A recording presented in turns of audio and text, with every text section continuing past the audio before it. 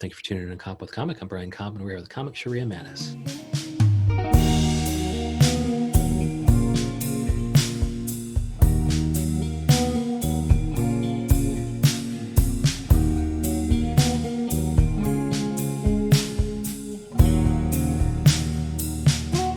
Sheria Mattis, how the hell are you? I'm all right. How you Good. doing? Well, I mean, I'm talking to Loud Bitch Comedy, I think. That's right. That's right. And so, yeah, real quick, I know I follow you on Twitter. Your Sheria did that, but you're also, so that's on Twitter, and then Sheria Mattis Comedy on Instagram. And Yes. there we can see you were the comedian, host, and producer of Loud Bitch Comedy, which in the last show looked like a barn burner. It was October 10th. It had Lucas Arnold. Yes. But more importantly, it had, Sheria Mattis, who just, she outflanked, somebody like Usama Siddiqui. Who's that guy? I mean, we want Sheria Mattis top of the bill. Yeah. Who is it? Let's not plug his crap anymore. Let's plug my stuff. He's overexposed. Yeah, I was talking to Todd Mondesi about his game show, and he was talking about Usama Siddiqui did well, and he's getting all cocky, and then he got blown out, and so that was a lot of fun. I mean, I think it seems like he's just a wonderful dude that everybody loves. He's at the top of every single show. And so, but I'm just, he hasn't been on the show yet. And so I'm happy that current guest, Sheria Mattis, is just above him on the Loud Bitch Comedy promo. Yes, and he was supposed to be on the one on the 10th, and he canceled last minute. Hollywood canceled, huh? Yep, exactly, right? He getting too big for his britches. He was on the second Loud Bitch. Now he's too big. Oh, no, dude, I couldn't have set that up any better. What a punchline. He Hollywood flaked out, huh? Totally. And now he won't even do Koppen with comic. Wow. I see how it is. I love that. Wow. That's perfect. And so you have Disastrous Performance. That was somebody else's show, but you were on that show, and it was hosted by Dylan Adler. Yes. He's fucking hilarious. Did you see? He just did that video with Kelly Bachman, where it was rape victims get horny too. They finally did the music video. Did you see that? Oh my goodness! Wait, when did that come out? I mean, I just watched it for the first time today, so maybe today. And so that. Oh my goodness! I'm feeling some type of way that nobody told me. I'm not going to put them on Front Street, but I suggested that they quarantine together and film all the songs from the album, film like a special, whatever. I suggested that to them. Yes. And they said they was going to take, I didn't get no executive producer credit or nothing. I got to go back and look at those credits, because I should unretweet that if they didn't give you a credit. I know. I love them. I stand them so hard. I love Kelly Bachman. I love Dylan Adler. But do they stand you back? I mean, I don't see a producer credit. Exactly. You know what it is? It's unrequited love. And I see how it is now. It's like they say in Rape Victims Get Horny Too. It's like, I love you, but don't touch me. It's like, I love you guys, but you guys are touching on me back. Hot, but don't fucking touch me. And we don't have the rights. We can't be. I know them. They will sue. But it's like, if they're not going to give you the producer credit, we'll sing their shit out here. I don't care. I'll sing this song. Dude, but yeah, we've been hoping to get you on here for a long time, but you've been dealing with some life shit, and that brings us to our next topic, which is advice columns. And so, give us the, if you had to sum up the pandemic for Sheria Mattis, what would be, dear Sheria Mattis, I am stuck at my fucking house. I don't have some musical comic to quarantine with to do my videos. What should I do to make sure I'm living the Loud Bitch life? I mean, to be honest, I was living the Loud Bitch life. I was living in this queer femme home, I had roommates and stuff that were my friends, and it was good for a bit, but was there drama? No. Yes, I mean, there was drama through because I don't like drama, so I always I can't say the S word. Can I curse here? Oh, please do. Please do. Yeah. I just let shit slide, and that's the problem. And that I was just, cleaning up after them. After a while, you start feeling, after cleaning up after white girls, you start feeling some type of way.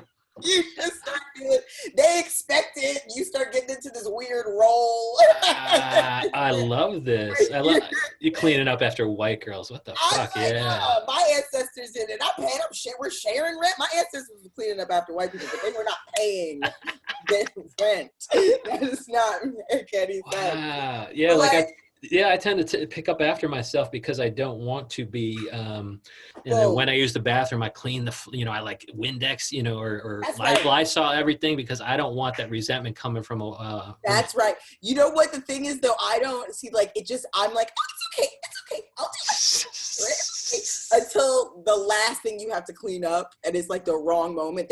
People start to expect you to just do the thing that you always do. That came to an end. You had the kind of the queer femme, nice Yeah, it was house, but all they this start. beautiful blah blah blah until it Yeah. wasn't. Okay, And and so they started expecting, and then you moved out, and then it didn't go perfectly to plan. yeah, we were supposed to move out together and then whatever. And this is also, it's not just a roommate situation because we were Yeah. friends too. Okay. So one of them I was very good friends with or whatever. But like preserve the friendship is important.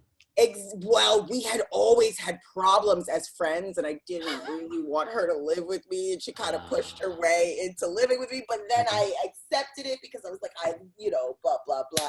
Listen, I have issues with like letting people walk all over me in my friendships and shit. Well, it's good you know that. How long did it take you to even realize that? I mean, fucking 2 weeks ago, I guess. Like, especially during this, like the time of the pandemic, everything is so horrible. You just want somebody around, no matter how they treat you. You just want somebody, you know what I mean? Yeah. So like, I think I needed to, I got my boss bitch shit together, and I got my deposit back. I had to fight for my deposit back. Now I got to fight to stop paying the internet. Oh, fuck, yeah, absolutely. That shit sucks, and that's why I'm kind of the opposite way, where because of those types of things, I don't want to kind of be in that situation. I'm always very, I don't really, kind of introvert. I don't hang out with people at all because it's just like, more friends, more problems. But there's other people on the other end of the spectrum. They're like so extroverted that during pandemic especially, they need people to lift them up. Whereas it's like, they're always saying it's the balloon thing. Like when I interact with people, it takes air out of my balloon. So I need to be able to blow up my balloon. But extroverts are the opposite, where you guys interacting with others will blow up your balloon. It will give you energy. So, I mean, do you think it's extroversion, introversion, or no? I think I'm like a little bit of both. Like I can sometimes, like, people can really energize me, but often people exhaust me. More often than not, people exhaust me. But when people do energize me, they really do, and then I really appreciate it. But the thing is, I'm kind of weird. I'm not, like, not everybody gonna fuck with me, like. And so you need the right people who are like, this is my kind of weird. Sheria Mattis, my kind of weird. Yes, that's what it is. I need somebody who's my kind of weird, and if I find that like rare person who energizes me with their weird, I'll forgive fucking anything. Yeah. Like, you could slap my mama. I think Olga Namer said the same thing, where like if people are in her life, she will, she'll kind of maybe put up with a little bit of shit and stuff like that. And we and I was like, no, man, the minute anything like that happens, it's like they're gone. And that's the reason why, that's somebody like, gotta be. Well, no, and like this, what I said to Olga Namer, and that's what I'll say to you probably, is that we'll walk down the street and 100 people will know you because you're the other way. Like, you keep people in your life, even if they kind of mess up occasionally, where it's me, it's like I have exactly 2 friends that I've had for decades, and that's about it. Yeah, but I kind of also have 2 like friends that are the only 2 friends that I've really had for decades, because then eventually you have to cut those people out of your life. Yeah. After a while, people who like are toxic and abusive and da-da-da-da-da to you, eventually the dam has got to break, and either they leave or you leave, right? Yeah. So like I actually end up really like had to do a culling. I went to Asia for like 4.5 years. Okay. And when I came back, you know what I mean? It was like cut, you know what I mean? Wow. Because you realize like how unhealthy the people that you've kept in your life. So I too only have, when I'm talking about real friends that I've had since I was in high school, really only 4, 5 friends that I've had since high school that I still like fuck with and hang out today. See, that's what you get for trying to widen that friend circle. Right. So you're saying being over in Asia didn't do it. It's just once you came back, you realize, holy shit, like I thought we were going to have a good hang with these people, and these people are toxic as fuck. Yes. It took absence to realize what their reemergence would mean to your life and to your sanity.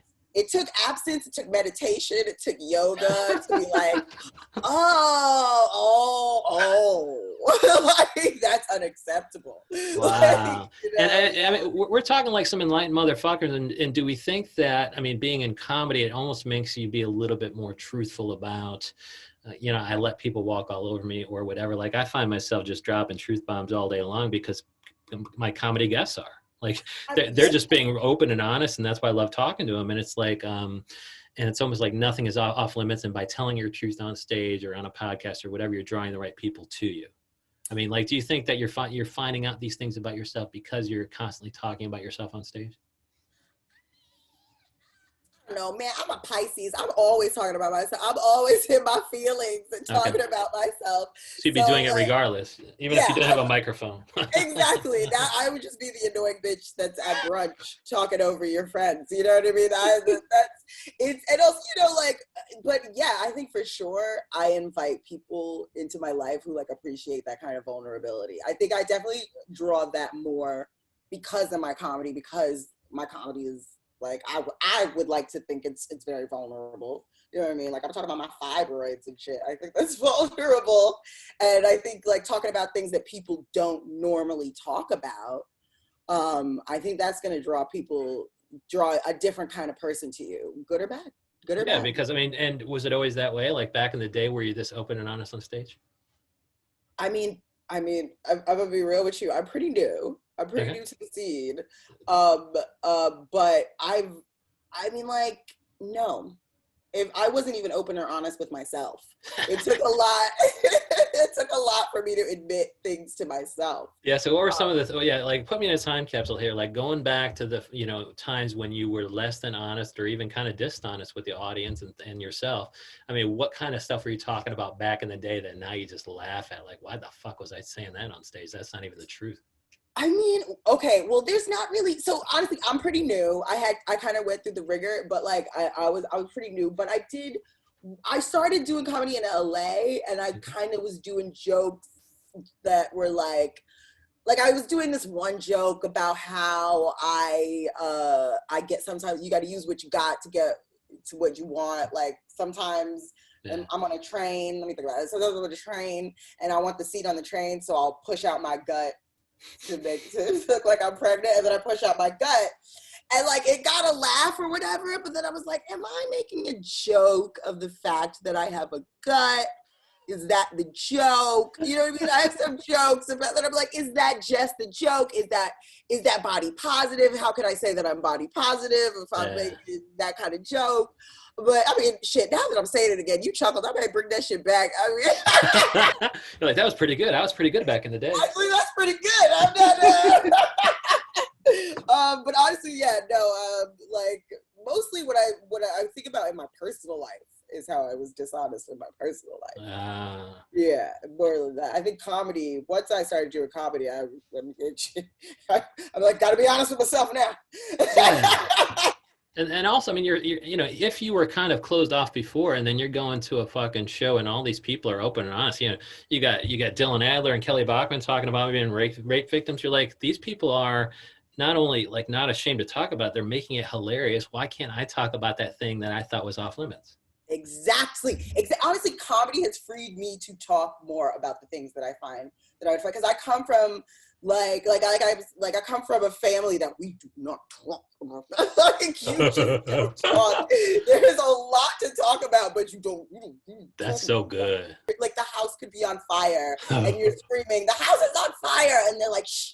We will talk about this outside. Oh, I love that. We are in the middle of dinner. You know what I mean? I So love like, that. yeah, and I never really like vibed with me. But it was hard to admit, like, to accept who I was. I think I had to like fail in life enough to accept who I was. Like I used to work in finance. I used to work at a real estate investment banking. Yes. Yeah. Yes, And they hate so me. kind of what, I mean, is that necessarily inconsistent? Because my day job is a lawyer. And of course, I'm not a comic I'm not a comic at all, let alone one with your delivery, but I don't know that they're necessarily inconsistent. And I had Kristen Seltman on, she's a lawyer, and I've had several lawyers on. Like, was there Lawyer something? is different. You're still your own person as a lawyer. Like Ah, that's your, you know what I mean? No matter what, it gets filtered through your personality and through Yeah. your beliefs and your ethics and your knowledge. You know what I mean? Right. But like, if you're like a fucking office drone at an Yeah. investment bank, and I'm like a loud queer Black woman with natural hair, like if they told me I couldn't wear my hair in the front, like that's, I was like, what? I just got this hair back. And now you telling me? They were like, that's unprofessional. Oh no. Yep. I had my coworker tell me, like, this is just not the place to make a political statement. And I was like, it's not just political. how my hair grows out of my head. I didn't know. I love that. It's like, it's not political at all. It's my natural hair. Is that a joke on stage? That's great. That shit, you know what? Let me write some shit down. I'll do that as a joke. Because that makes perfect sense. I mean, it might just be too. It's, you know, if it would be funny if it weren't tragic. Meaning, like, it's that person who's saying that in your life is so fucking out of the, just so out of it that it's almost tragic for her. A Black woman said that to me. A Black woman said that to me. That makes it even more interesting, right? I know that, but that's from a comedy perspective, yeah. From a comedy perspective, I have to tell a joke about this because, like, I think it would resonate with a lot of people who try to fit into that, like, corporate world. Obviously, it's very different now, right? Like, this was like 2013, 2000. It was so different back then. I'm talking about 2013. It was a different time back then. I love like, that. You could say, I mean, I should have sued. God damn, I would be so good. Yeah, me and the team of comic lawyers, man. We'll hook you up. Right? No, wait, hold up. Let me get your card. Yeah. And so, yeah, it sounds like, I mean, we follow you everywhere. And like, were you filming earlier today? What were you filming? I was filming some sketches. I don't mean, like, you know, I don't know if I can say. I was filming some sketches for like Talib Bab and Chike Robinson, like that. Okay. They asked me to be a part of it. It was really cool. They're really cool. Did they let you wear your natural hair or no? Yes, they did. They encouraged it. Okay, I'm finally in the right place. I got pizza. Dude, you're killing it, right? That's loud bitch comedy. You're living the loud bitch lifestyle again. It's coming back. That's right. We were down for a bit, but you can't keep a loud bitch down. It's coming back. And so, yeah, if you had to kind of like, you know, teach somebody in a couple rules, like maybe 3 rules or something like that, the 3 rules of thumb, according to Sheria Mattis, like living the loud bitch lifestyle post-pandemic, what are the 3 rules? Live your own truth. Yes, be extremely honest. Be real loud, laugh so loud people are annoyed with you. And you know what I mean? Just fucking, you know, eat pussy, get money. No, stay. And that works for several genders. Absolutely. That's right. For all the genders. That's right. Absolutely. I love that. Yeah, because even on Twitter, it's Sheria did that, but it's Femme Daddy. I love that. That's right. I'm reclaiming it. Oh, yeah. And I see a picture of the cat in the backpack. I saw that the other day on the street. My niece has one of those. Putting the cat in the backpack. Do you do that? Please say you do. I don't even have a cat, but I would. Oh, get one and put it in a backpack. I mean, not all cats do backpacks. Some cats are from Brooklyn, and they will cut you. Dude, I love that too. That's the name of your next album. Not all cats do backpacks. Yes. Dude, yeah. Sure.